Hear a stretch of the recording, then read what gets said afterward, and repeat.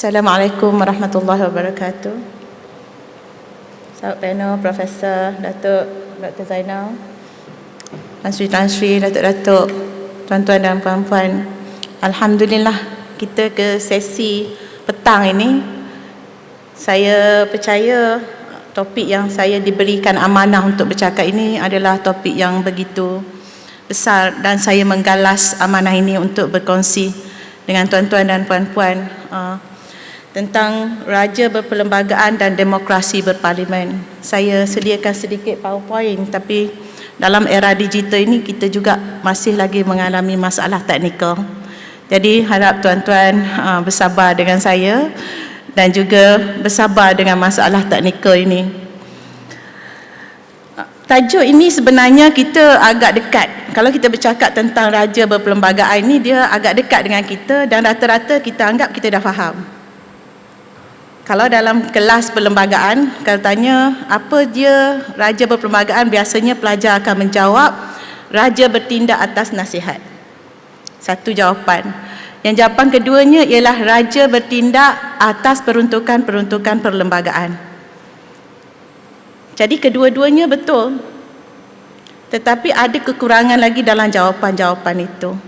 Pertama, saya akan kongsi tentang istilah ini yang kadang-kadang disilap faham dengan satu istilah lagi, iaitu raja dalam sistem demokrasi berparlimen. Sekarang kita ada 3 istilah: raja berperlembagaan, demokrasi berparlimen, raja dalam sistem parlimen, demokrasi parlimen. Itu satu frasa. Jadi hari ini saya sebenarnya ilham ini saya dapat apabila membaca perkara-perkara berkaitan sistem beraja dan bagaimana lumpuhnya sistem beraja di setengah-setengah negara Arab dan berlakunya revolusi di negara Arab. Kemudian kita juga familiar dengan istilah raja mutlak, monarki mutlak, ya. Di sini kadang-kadang kita boleh membezakan antara raja mutlak, raja berperlembagaan, demokrasi berparlimen dan raja dalam parlimen, demokrasi berparlimen. Kita boleh membezakan raja mutlak dengan raja berperlembagaan. Tetapi ada kalanya kekeliruan berlaku antara raja berperlembagaan dan raja dalam sistem demokrasi berparlimen. Nampaknya seakan sama, tetapi saya cuba kongsi dalam masa yang singkat ini untuk kita maklum, kita ketahui dengan satu langkah yang lebih tentang demokrasi berparlimen dan raja berperlembagaan di negara kita. Sebenarnya kedua-dua istilah, iaitu raja berperlembagaan dan demokrasi berparlimen ini secara harfiahnya tidak ada dalam Perlembagaan Persekutuan. Yang kita ada cuma ciri-ciri raja berperlembagaan. Yang kita ada cuma ciri-ciri demokrasi berparlimen. Sebab itulah apabila kita tanya pelajar tadi, dia akan menjawab raja berperlembagaan maksudnya raja bertindak atas nasihat. Itu adalah antara ciri-ciri raja berperlembagaan. Dan dari segi akademik, kita akan masih lagi ketandusan idea, ketandusan fikiran, ketandusan pendapat tentang bentuk raja berperlembagaan kita. Walaupun kita sebenarnya sudah faham elemen asas, tetapi itu salah satu daripada elemen asas sahaja. Bertindak atas nasihat itu hanya salah satu elemen asas kepada raja berperlembagaan. Raja berperlembagaan berbeza daripada raja dalam demokrasi berparlimen. Ya? Jadi negara kita tidak menyebut tentang istilah raja berperlembagaan, yang kita faham cirinya ialah raja berperlembagaan, raja yang bertindak atas nasihat. Tetapi semua kita dalam dewan ini juga maklum bahawa raja-raja dalam negara kita ini mempunyai kuasa budi bicara atau diistilahkan sebagai discretionary powers atau diistilahkan sebagai reserve powers atau diistilahkan sebagai doktrin yang memberikan kata pemutus kepada raja, prerogative of the raja. Inilah istilah-istilah yang membezakan antara raja bertindak atas nasihat dan raja yang mempunyai kuasa budi bicara. Saya ulang, kuasa budi bicara ada dalam perlembagaan kita bahawa raja ini boleh bertindak tanpa nasihat atau tanpa mempedulikan nasihat atau tanpa menerima nasihat. Jadi ini yang membezakan antara raja berperlembagaan dan raja dalam demokrasi berparlimen. Dalam demokrasi berparlimen, raja tidak ada langsung kuasa budi bicara. Raja sebagai simbol. Itulah dalam demokrasi raja dalam demokrasi berparlimen. Jadi sekarang kita lihat kombinasi antara dua ini di Malaysia, iaitu raja berperlembagaan dan demokrasi berparlimen. Kita mengiktiraf raja berperlembagaan atas dasar raja mempunyai kuasa untuk bertindak secara mutlak.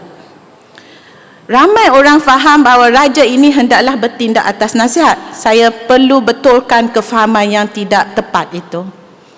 Raja bertindak atas nasihat atas sesetengah perkara. Raja boleh untuk tidak mendengar nasihat, tidak menerima nasihat, tidak mencari nasihat dalam sesetengah perkara. Perlembagaan sangat jelas. 3 perkara yang disebut secara nyata dalam perlembagaan tentang kuasa budi bicara raja ialah dalam perkara 40 dalam braket 2. Ia menyatakan bahawa yang di-Pertuan Agong, saya mengambil contoh Perlembagaan Persekutuan sahaja, ya. Perlembagaan Persekutuan menyatakan dalam perkara 40 dalam braket 1 bahawa raja bertindak atas nasihat. Dalam braket 1 capital A, raja hendaklah bertindak atas nasihat. Dan perkara 40 dalam braket 2, raja mempunyai, yang di-Pertuan Agong mempunyai kuasa budi bicara dalam 3 perkara. Pertama, melantik Perdana Menteri. Siapa yang raja boleh lantik? Dia hendaklah orang yang pada hemat baginda mungkin mempunyai sokongan atau kepercayaan majoriti. Pada hemat baginda, maknanya tidak memerlukan nasihat. Pada hemat baginda, pada fikiran baginda, seorang ini mempunyai kepercayaan majoriti. Maka itulah keputusan. Perlembagaan kita tidak menyatakan hemat baginda itu perlu diperiksa oleh parlimen. Kalau dalam sistem demokrasi, raja dalam sistem parliamentary demokrasi, dia akan memerlukan, hemat baginda itu akan memerlukan sokongan daripada Dewan tentang keputusan raja bahawa seseorang itu hendaklah mempunyai atau mungkin mempunyai kepercayaan majoriti. Ini beza antara raja berperlembagaan dan raja yang bertindak atas parliamentary democracy. Ya? Itu beza antara yang jelas dalam perlembagaan. Perkara kedua budi bicara raja ialah tentang pembubaran Dewan. Banyak silap faham dalam khalayak bahawa contoh apabila berlaku kesukaran menentukan kepercayaan majoriti di negeri, contoh yang paling ketara dalam bidang perundangan ialah contoh dalam kes Stephen Kaloningkan. Dalam kes 2008 di Perak, itu sangat jelas. Apabila Menteri Besar memohon kepada Tuanku Sultan, almarhum Tuanku Sultan untuk membubarkan Dewan, maka almarhum Tuanku Sultan enggan membubarkan Dewan.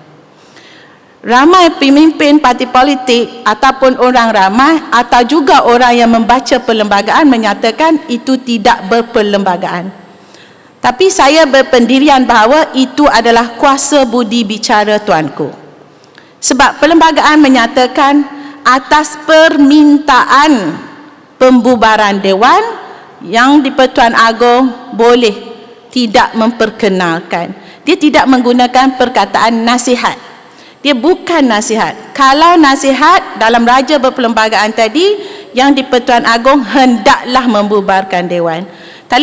Tetapi perkataan yang digunakan dalam perlembagaan kita tentang pembubaran Dewan ialah if there's a request for dissolution of the parliament, dan ada permintaan untuk membubarkan Dewan, maka ia bukan nasihat, ia adalah kuasa budi bicara. It's a request for dissolution. It's not an advice for dissolution of parliament. It's a request for dissolution of parliament. Kalau dimaksudkan dengan nasihat, dimaksudkan dengan raja berperlembagaan, the raja shall act upon the advice. Itu bezanya. Yang ketiganya tentang memanggil Conference of Rulers for meeting.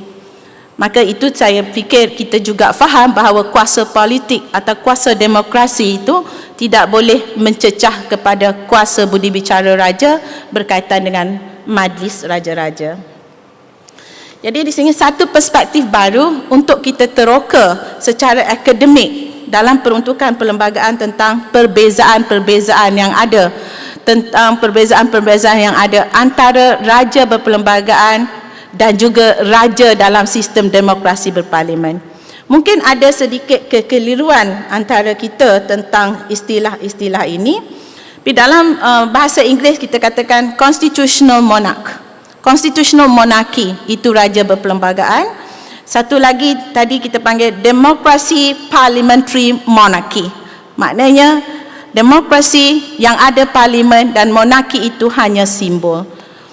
Dan dalam Perlembagaan Persekutuan juga kita menyatakan bahawa kuasa budi bicara yang disebut secara nyata dalam perkara 40, tetapi dalam perkara 150 dalam braket 1 tentang pengisytiharan darurat, istilahnya menyatakan bahawa if the Yang di-Pertuan Agong is satisfied that there is grave emergency, is satisfaction of the Yang di-Pertuan Agong on the situation of grave emergency, maka Yang di-Pertuan Agong lah yang menentukannya. Dari segi sejarah negara, maka kuasa untuk mengisytiharkan darurat itu ialah kuasa Yang di-Pertuan Agong. Dia bukan kuasa politik. Tetapi dalam amalan perlembagaan kita sering mendengar bahawa kuasa untuk mengisytiharkan darurat itu adalah kuasa pimpinan politik untuk menasihat Yang di-Pertuan Agong. Pada saya, tafsiran begini adalah tidak tepat. If the Yang di-Pertuan Agong is satisfied that there is a grave emergency, it means a reserve powers. Kuasa yang dikekalkan kepada Yang di-Pertuan Agong is a reserve powers. Satu lagi terminologi yang kita gunakan dalam konteks prerogatif. Maknanya kita ada kuasa budi bicara, ini agak teknikal ya. Kuasa budi bicara, prerogatif dan seterusnya reserve powers. 3 istilah. Jadi ini menunjukkan kuasa itu adalah kuasa raja dan pimpinan politik hendaklah berhati-hati menjaganya. Dan kemudiannya tanggungjawab raja atas kuasa budi bicara ini hendaklah berlaku adil dan mendukung amanah menjaga kedaulatan negara. Maka kuasa budi bicara ini dijalankan dengan amanah. Dan adalah juga menjadi syarat kepada Yang di-Pertuan Agong itu ataupun mana-mana raja untuk berlaku jujur, berlaku adil, berpekerti mulia, supaya baginda boleh melaksanakan kuasa budi bicara itu dalam konteks kedaulatan sebuah negara, dalam menghormati kedudukannya sebagai ketua utama negara. Jadi saya percaya, saya lebih suka kalau kita berbincang nanti. Cuma saya pergi kepada bahagian kedua apabila saya meletakkan tajuk dalam perbincangan itu ialah raja berperlembagaan dan demokrasi berparlimen adalah sistem terbaik bagi Malaysia. Kenapa demokrasi yang dipisahkan daripada raja berperlembagaan tetapi bergerak serentak dalam sebuah pentadbiran negara itu menjadi satu sistem yang terbaik bagi Malaysia? Kuasa yang diberikan kepada raja itu di luar pagar politik dan pimpinan politik bertindak di dalam pagar politik. Dia seolah-olah terasing tetapi bertujuan sama. Ini yang menjadikannya ia sistem terbaik. Kalau kita meletakkan raja mutlak, ini andaian saya, apabila kita melihat kegagalan beberapa tamadun, bahkan bermulanya revolusi Perancis juga kerana raja mutlak, gagalnya Perancis juga kerana raja mutlak. Bahkan dalam sejarah Islam juga menunjukkan kegagalan kuasa raja yang mutlak itu, menjatuhkan kedaulatan negara-negara Islam juga. Jadi kombinasi ini, kalau kita katakan dalam konsep faham perlembagaan atau constitutionalism, kita ada teori semak dan imbang. Maknanya raja yang mutlak mungkin ada tendensi untuk bertindak secara mutlak. The absolute power corrupts absolutely. Terima kasih. Apapun, biar lambat asal dapat. Apapun, saya percaya kalau kita katakan absolute powers corrupts absolutely, dia merujuk kepada semua orang termasuk diri kita juga. Jadi kalau raja itu diberikan satu kuasa yang mutlak tanpa keseimbangan, maka ada tendensi, ada kecenderungan untuk berlakunya korupsi. Begitu juga dengan kuasa politik. Kalau kuasa politik ini diberikan pilihan yang sangat luas, kuasa yang sangat bebas, maka kecenderungan berlakunya dictatorship itu sangat besar. Maka kombinasi antara kedua ini menjadikan ianya sebagai satu cara yang terbaik. Pertama, untuk apa? Kita lihat sejarah Barat, kegagalan mereka menjaga kedudukan raja kerana kezaliman raja dan mereka membunuh raja. Dan kemudiannya mereka mencari raja kerana Protestant Church. Dan kemudiannya raja di England itu bertindak sebagai ketua agama.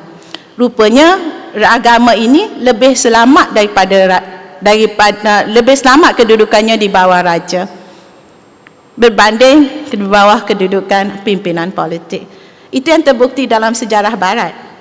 Dan sejarah kita menunjukkan bahawa setelah 446 tahun lebih kita dijajah dan Islam itu kekal sehinggalah kita merdeka pada tahun 1957, lebih kurang 446 tahun penjajahan, tetapi kita masih lagi merdeka sebagai Islam sebagai agama bagi negara, dan kesuburan Islam itu dapat dilihat dalam negara kita setelah lebih kurang 60 tahun merdeka.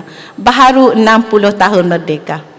Berbanding dengan jangka masa kita dijajah 120 tahun lebih oleh British sahaja, 446 tahun oleh 4 kuasa asing. Tetapi Islam itu masih lagi di tangan raja, dan kita masih ada Islam dengan syiar dan syariahnya dalam negara ini. Keduanya kerana kepelbagaian. Titah Tuanku Duli Yang Maha Mulia tadi tentang perkara 153. Mungkin dalam kertas saya juga merujuk kepada perkara 153 untuk Duli yang di-Pertuan Agong menjaga kedudukan bangsa Melayu, kedudukan anak negeri dan kedudukan komuniti-komuniti lain sebagai simbol perpaduan atau simbol kesatuan. Saya lebih gembira dengan istilah united in diversity rather than unity in diversity.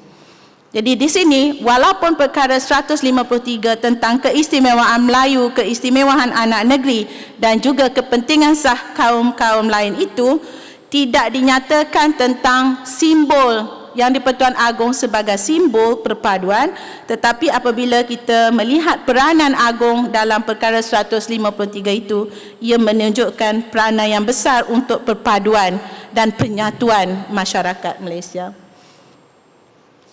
Saya tidak mahu Prof Haidar tak sedap duduk. Saya akan cuba ringkaskan.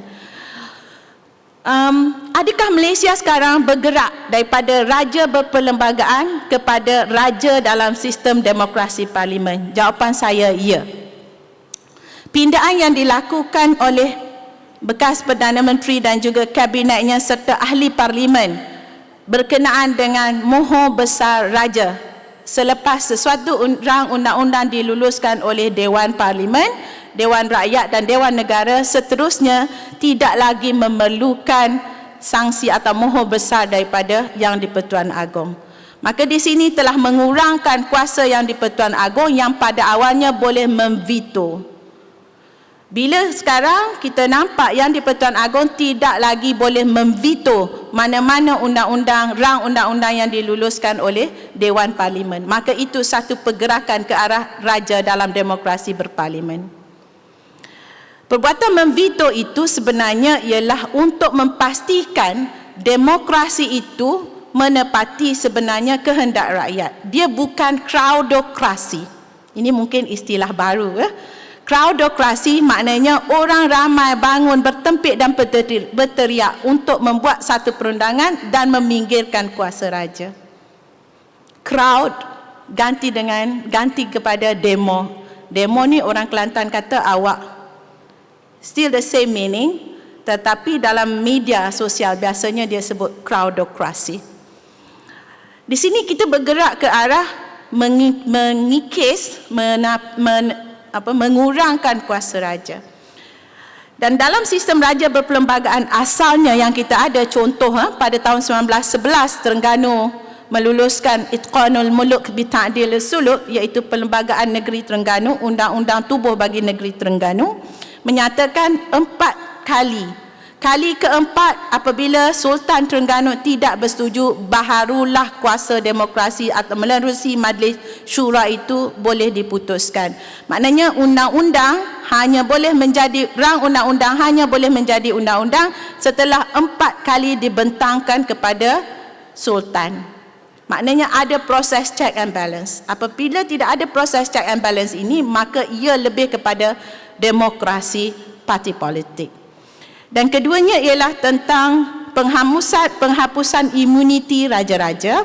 Dia juga bergerak ke arah raja dalam demokrasi berpolitik. Jadi dua event yang besar ini, pindaan ini menunjukkan bahawa berlakunya proses daripada raja berperlembagaan kepada raja dalam sistem parliamentary democracy, democratic parliamentary monarchy. Jadi apapun, kalau kita mahukan peranan raja yang lebih, kita perlu pastikan mahkamah juga berwibawa. Mahkamah juga berwibawa memastikan raja berperlembagaan ini berpandukan kepada sejarah negara. Sebab perlembagaan tidak boleh dibaca terasing ataupun bebas daripada sejarah negara. Perlembagaan hendaklah dibaca dengan semangat dan ruhnya berdasarkan kepada sejarah negara juga. Oleh itu, kedudukan undang-undang sebelum wujudnya Perlembagaan Persekutuan 1957 hendaklah juga diberi perhatian sewajarnya. Saya akhiri dulu pertemuan pada sesi ini. InsyaAllah kita jumpa pada sesi soal jawab dan pandangan nanti. Terima kasih. Assalamualaikum.